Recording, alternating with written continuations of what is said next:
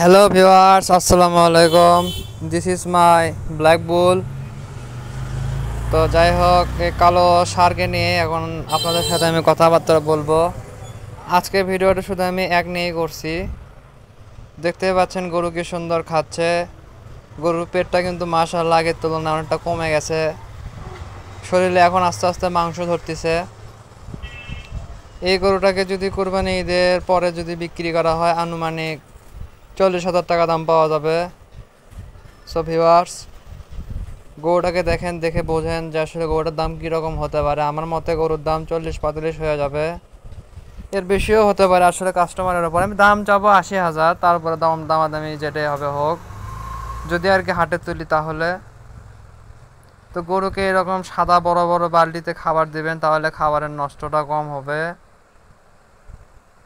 আমি যে গাবলায় খাইতে দিচ্ছিলাম সেই গাবলাটা মনে করেন ভাঙ্গা ফালাইছে, যার কারণে এখন আমি এইটাতে খাবারটা দিচ্ছি। তো গরুর গোয়ালঘরটা দেখতেই পাচ্ছেন, চকচক করতেছে একদম, দাঁতের মতন পরিষ্কার হয়ে গেছে গরুর গোয়ালঘরটা।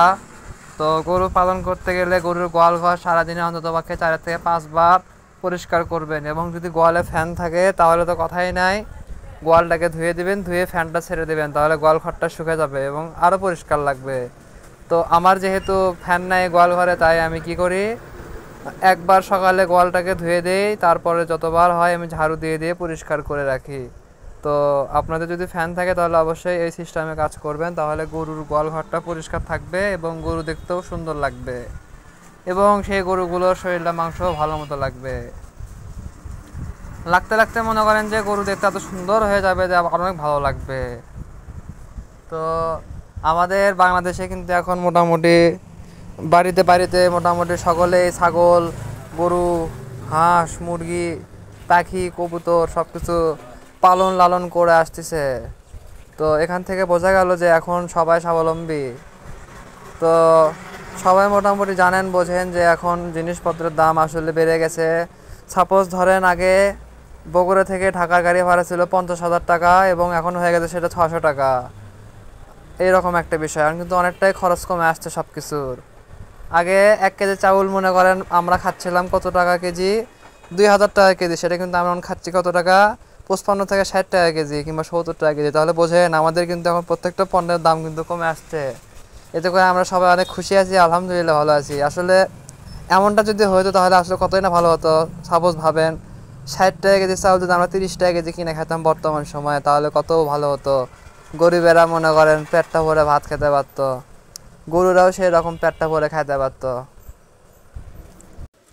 ভিউয়ার্স, আমি এতক্ষণ আসলে তো বক বকগুলো করলাম, মূল দুঃখ একটাই যে গো খাদ্যের দামটা যদি একটু কমে আসতো তাহলে ভালো হতো। আমি কালকে একটা ভিডিও দেখলাম, কিছু কিছু প্রান্তিক খামারি, মানে যারা গ্রাম অঞ্চলের অশিক্ষিত বোকা অবুঝ, তারা করতেছে কি, তুলো আছে না, তুলা যে তুলা দিয়ে আর কি তোষক বানানো হয়, বালিশ বানানো হয়, আরও অনেক কিছু বানানো হয়। সেই তুলার যেগুলা নষ্ট বর্জ্য যেগুলো, ওই তুলোগুলো মনে করেন যে গরুকে খাওয়াচ্ছে। আমি ভিডিওটা দেখে জাস্ট অবাক হয়ে গেছি যে আসলে এমনটাও সম্ভব।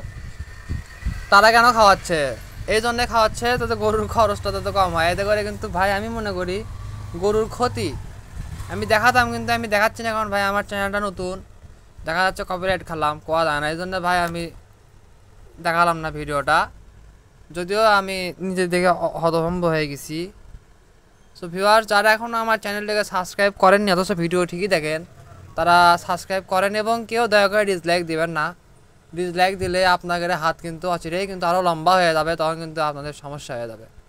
যাই হোক, সকলে ভালো থাকেন, সুস্থ সবল থাকেন, নিজের বাপ মায়ের যত্ন করেন। আল্লাহ হাফেজ।